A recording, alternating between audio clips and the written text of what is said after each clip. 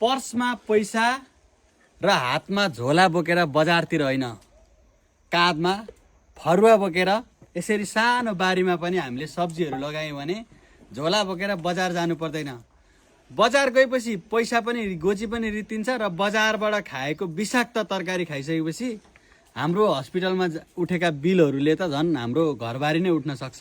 त्यो भएको कारणले हामीले यो गार्डन बनाएका थियौँ फुल रोप्नको लागि। तपाईँको क्यामेरा थोरै यता पनि पड्काइदिनुहोस्। यहाँ वरिपरि सबै गार्डनको लागि हामीले स्पेस राखेर यसलाई पनि गार्डन बनाउने भनेर चाहिँ सोचेको थियो। तर हामीले चाहिँ त्यो होइन, फुलले मात्रै होइन, हामीले चाहिँ अर्ग्यानिक चिज चाहिँ हामीले आफ्नै बारीमा फलाएर खानुपर्छ। त्यसले गर्दा हाम्रो स्वास्थ्य पनि राम्रो र थोरै भए पनि पैसा बच्छ र आफूले फलाएर सानोदेखि गोडमेल गर्दै फल फलाएर खानुको अर्कै मजा पनि फाल्टे हुन्छ साथीहरू। त्यही भएर मैले सानो मिनी गार्डन बनाएको छु। यहाँ गार्डन भन्दा पनि यो मेरो तरकारी बारी, करेसा बारी छ है। अब यहाँनिर हामीले लसुन छ। अब लसुनको लागि हामीले हरियो लसुनको पत्ताहरू किन्नु परेन।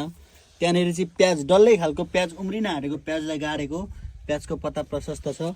यतापट्टि रायोको साग, यो एकदम बुढो भइसक्यो किनभने यो यस्तो देख्नुहुन्छ, तर यो एकदमै धेरै महिना अगाडिदेखि नै खाँदैछौँ हामी। यो बुढो भइसक्यो, फेरि अर्को छर्ने तयारीमा छ भने यहाँ धनियाँ, यो धनियाँ पनि हामीले घर गाउँकै वाला लोकल धनियाँ, यस्तो दामी सेन्टवाला धनियाँ हानेको छौँ।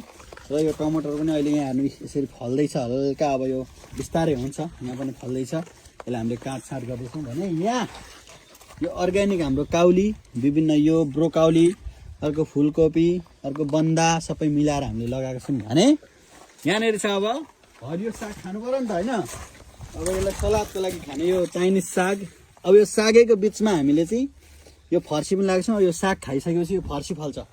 यतापट्टि फेरि हाम्रो मुला, मुला यस्तो दामी भएको छ, यस्तो दामी दामी हुँदैछ। यहाँनिर फल्दै पनि छ, अलिक बाक्लो भएको छ, हल्का छाट्नुपर्ने छ।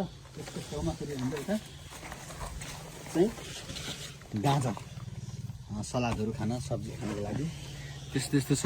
र हामीले चाहिँ के हो भन्दाखेरि चाहिँ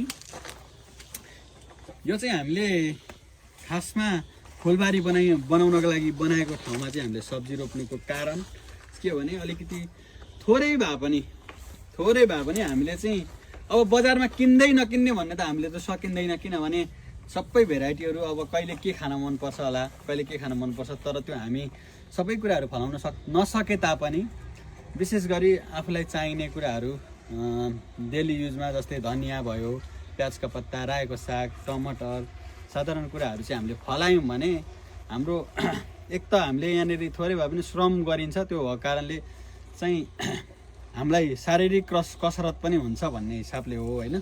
र अब जग्गा जमिनै नहुनेहरूको लागि पनि अर्को समस्याको कुरा हुनसक्छ। तर जग्गा जमिन भएको मान्छेहरूले थोरै भएको ठाउँमा चाहिँ यसरी राम्ररी मिलाएर गऱ्यो भने चाहिँ दामी हुन्छ भन्ने कुरा हो। र सबैजनाले अब यो कस्तो लाग्यो कमेन्ट गरिदिनु होला। तपाईँहरूलाई पनि यस्तो मनपर्छ भने चाहिँ तपाईँहरूले पनि गर्न सक्नुहुन्छ भन्ने उद्देश्यका साथ यो भिडियोलाई अन्त्य गर्छु। हस्त, नमस्कार।